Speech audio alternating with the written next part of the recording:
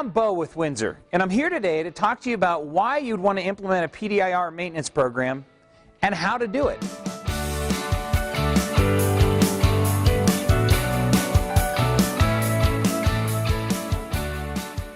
When it comes to the why you'd want to implement a PDIR maintenance program, just look around you in your building. Over the past few years, budgets have been cut, FTE hours have been reduced, and cleaners are being asked to do more than ever on one shift of work.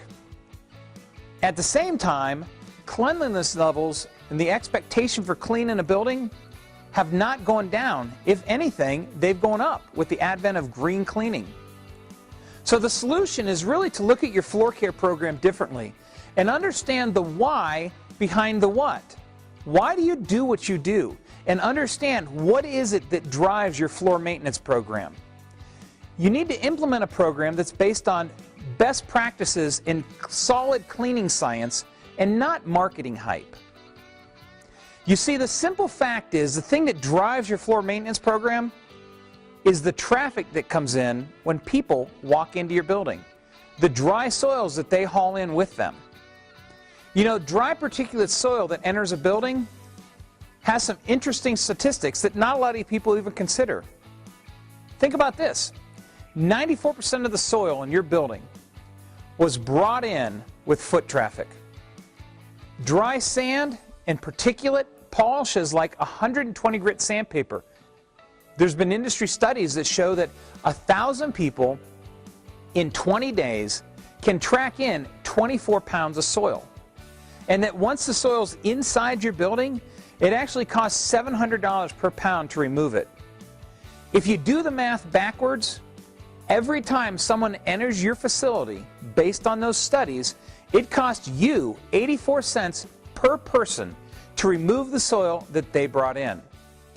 And last but not least, if you don't have any matting in place, as few as 1,500 people can remove 42% of your floor finish in the first 6 feet inside a door. So that's what drives your floor maintenance costs. It's the dry particulate soil that gets tracked into your facility day after day. So now that you understand the why, let's look at the what. How do you construct a program to achieve the best overall results? Well, in order to do that, you'll want to start with looking at processes, then equipment, and then chemical. Processes, we're talking about what processes are you utilizing, what equipment is being utilized in those processes, and what chemicals are the equipment dispensing.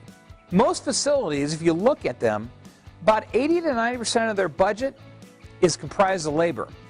And if you really want to impact this number and achieve the best labor savings, which will allow you to do more to raise the level of cleaning in your building, you must concentrate on processes.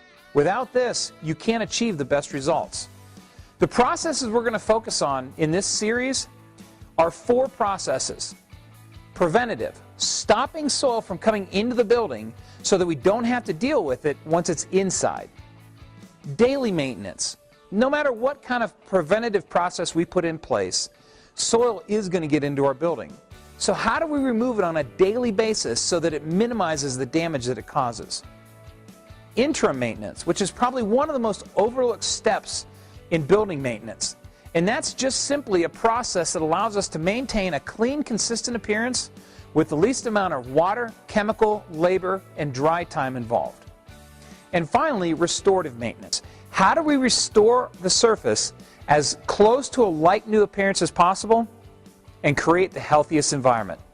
So let's take a look at our PDIR maintenance chart.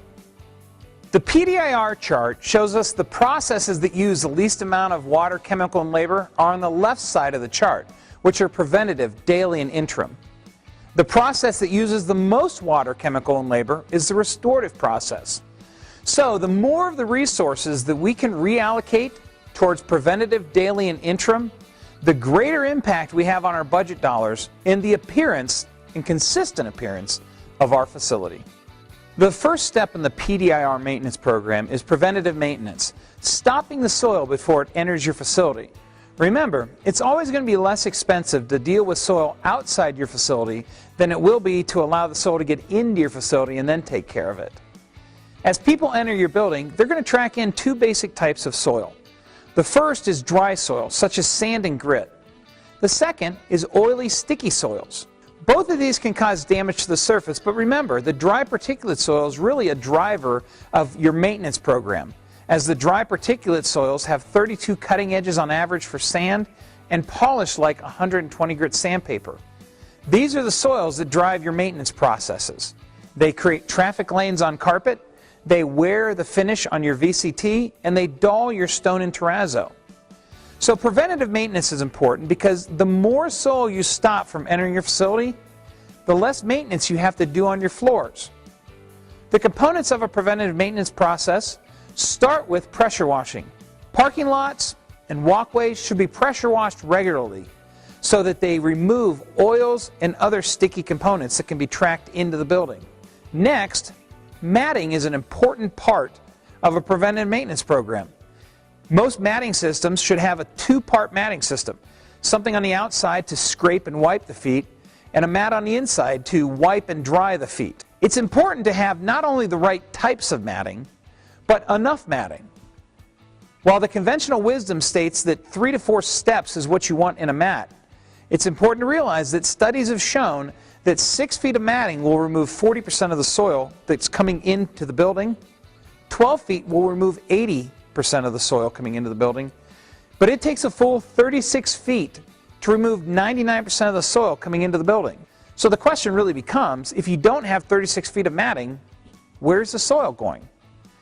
Well, if you don't have enough matting, your carpet actually becomes the mat. And this drives maintenance too.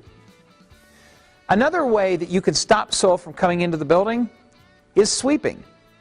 Sweeping is not often thought of as a good part of a preventive maintenance program, but it's actually very key. Windsor conducted a study a few years ago to find out how sweeping impacts the amount of soil entering a facility. In our study, which involved no matting and just regular sweeping on a daily basis, we found that regular sweeping cut down 66% of the soil coming into a facility. So, combining a regular pressure washing of the parking lot with an adequate matting program and a sweeping program is a good way to stop soil from entering your facility.